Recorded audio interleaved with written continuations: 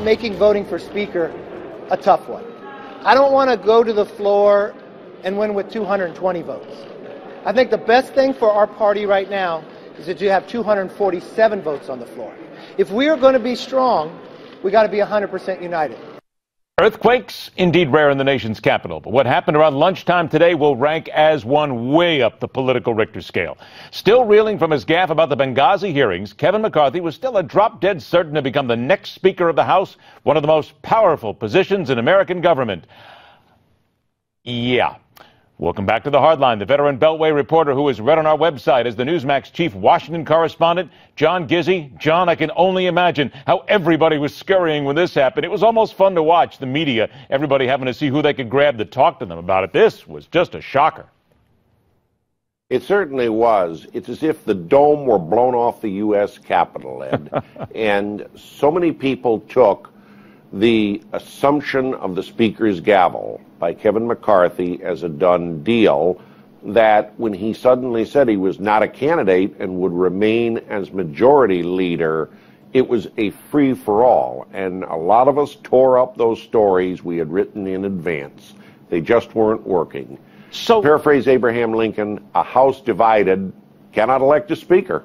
So then what happened? Because we've talked about this several times.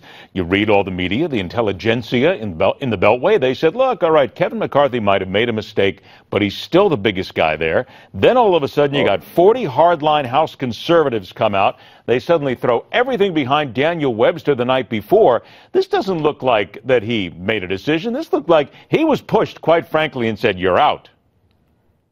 All right, we're going to have a lot of other factors coming out over the weekend and next week as the speakership campaign develops an intriguing race that's only the second time in a century the ladder from majority leader to speaker has been kicked down. One should remember this. The conservatives in the House, the Tea Partiers, the Freedom Caucus, they got it right. They united behind one candidate, Dan Webster of Florida, himself a former Speaker of the State House, who gave Newsmax an interview a week ago and said he had the process to repair a broken institution. They liked that. They got behind him, turning their back on other candidates such as Utah's Jason Chaffetz. Now, 30 votes would be needed on the floor for another candidate to deny McCarthy the magic 218 majority. Reportedly 50 Republicans were prepared to stay with Webster and not vote for McCarthy, plunging the race for Speaker into multiple ballots, the first time since 1923.